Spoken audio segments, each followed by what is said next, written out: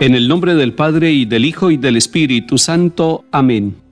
Señor, cuando florece un nuevo día en el jardín del tiempo, no dejes que la espina del pecado vierta en él su veneno. El trabajo del hombre rompe el surco en el campo moreno. En fruto de bondad y de justicia convierte sus deseos.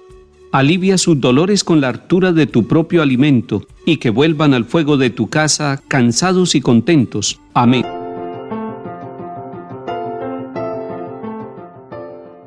Comienzo de la carta del apóstol San Pablo a los Colosenses, capítulo 1. Pablo, apóstol de Cristo Jesús por designio de Dios, y el hermano Timoteo, a los santos que viven en Colosas, hermanos fieles en Cristo. Les deseamos la gracia y la paz de Dios nuestro Padre. En nuestras oraciones damos siempre gracias por ustedes a Dios, Padre de nuestro Señor Jesucristo, desde que nos enteramos de su fe en Cristo Jesús y del amor que tienen a todos los santos. Los anima a esto la esperanza de lo que Dios les tiene reservado en los cielos, que ya conocieron cuando llegó hasta ustedes por primera vez el Evangelio, la palabra, el mensaje de la verdad. Este se sigue propagando y va dando fruto en el mundo entero, como ha ocurrido entre ustedes desde el día en que lo escucharon y comprendieron de verdad la gracia de Dios. Fue Epafras quien se los enseñó, nuestro querido compañero de servicio, fiel ministro de Cristo para con ustedes, el cual nos ha informado de su amor en el Espíritu. Palabra de Dios, te alabamos, Señor. La pequeña ciudad de Colosas está ubicada muy cerca a Éfeso, allá donde hoy es el territorio de la República de Turquía. Hasta ese lugar llegó el Evangelio del Señor. ¿Quién lo llevó? Lo llevó un misionero llamado Epafras, discípulo de Pablo, que había conocido el Evangelio y que después de recibirlo se puso en camino para ser misionero. Miremos cómo, al comienzo de esta carta, Pablo es designado con el nombre de apóstol de Cristo Jesús por designio de Dios. Esto es muy importante, es un dato para designar quién es Pablo. Es un enviado de Cristo Jesús. Es Dios Padre quien lo ha designado y quien lo ha enviado. Pero además, la carta nos está diciendo que Pablo no está solo, que está Timoteo con él, y son ellos los que saludan a los hermanos que viven en Colosas, a quienes llaman los santos. Y es que con este nombre de santos son conocidos aquellos que reciben el Evangelio del Señor, que lo llevan a su vida, que han escuchado la proclamación del Evangelio y han seguido el camino del Señor. Nos encontramos aquí con una oración de acción de gracias a Dios Padre, por dos motivos. Primero, por la fe en Cristo Jesús que tienen los habitantes de la ciudad de Colosas, y segundo, por el amor que ellos se tienen. Y luego pone de manifiesto que en el fondo la motivación que ellos tienen para vivir la fe y el amor es la esperanza de lo que Dios les tiene reservado en los cielos. De esta manera, desde el primer capítulo de la carta a los Colosenses encontramos las tres virtudes teologales: la fe, el amor y la esperanza. Esas tres virtudes hacen parte de nuestra vida como discípulos misioneros del Señor. Nosotros los bautizados, nosotros los que hemos puesto nuestra confianza en el Señor, debemos cultivar todos los días esas tres virtudes, y se llaman teologales porque vienen del mismo Dios, son originadas en Dios y son un don para cada uno de nosotros. La fe es un don que necesitamos alimentar cada día.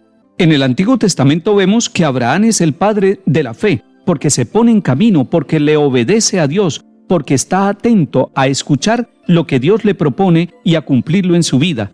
Y el Señor Jesús nos ha dicho en el Evangelio, si tuvieran fe pequeña, al menos como un granito de mostaza, lograrían mucho. Hoy queremos pedirle al Señor que aumente nuestra fe, y tendríamos que decirlo con sinceridad como dicen los discípulos: creo, Señor, soy católico, soy cristiano, soy bautizado, pero aumenta mi fe. En cuanto al amor, la fuente del verdadero amor es el mismo Dios. Y algo que distingue realmente la vida de nosotros los que creemos en Cristo es el amor, incluso un amor que llega hasta el heroísmo, amar a aquellos que nos hacen el mal. Si hoy en nuestra jornada, si hoy en nuestra vida, en nuestro trabajo, tenemos que vivir el desafío del amor, hagámoslo con toda libertad y desde lo más profundo de nuestro corazón. Allí Dios ha puesto la virtud del amor para que nosotros practiquemos ese amor, para que seamos capaces de amar a aquellos que piensan distinto, pero que no encuentran en nosotros una respuesta de venganza o de odio, sino de verdadero amor. Y si hablamos de la virtud teologal de la esperanza, tendríamos que decir que los hombres y mujeres que creemos en Cristo Jesús el Señor, estamos llamados a ser testigos de esperanza y a superar todo negativismo, todo pesimismo, porque el Evangelio, la palabra, el mensaje de la verdad, siembra en nosotros siempre la confianza y nos abre los ojos para que veamos en nuestra historia y en la historia del mundo el paso misericordioso de Dios que nos llena de confianza. Salmo 51. Pero yo como verde olivo en la casa de Dios, confío en la misericordia de Dios por siempre jamás. Te daré siempre gracias porque has actuado, proclamaré delante de tus fieles, tu nombre es bueno. Lectura del Santo Evangelio según San Lucas capítulo 4. En aquel tiempo, al salir Jesús de la sinagoga, entró en casa de Simón. La suegra de Simón estaba con fiebre muy alta y le pidieron que hiciera algo por ella. Él, de pie a su lado, increpó a la fiebre y se le pasó. Ella, levantándose enseguida, se puso a servirles. Al ponerse el sol, los que tenían enfermos con el mal que fuera, se los llevaron, y él, poniendo las manos sobre cada uno, los iba curando. De muchos de ellos salían también demonios que gritaban: «Tú eres el Hijo de Dios». Los increpaba y no les dejaba hablar porque sabían que él era el Mesías. Al hacerse de día salió a un lugar solitario. La gente lo andaba buscando, dieron con él e intentaban retenerlo para que no se fuese. Pero él les dijo: «También a los otros pueblos tengo que anunciarles el reino de Dios, para eso me han enviado». Y predicaba en las sinagogas de Judea. Palabra del Señor. Gloria a ti, Señor Jesús. San Lucas nos está narrando cómo era un día en la vida de Jesús.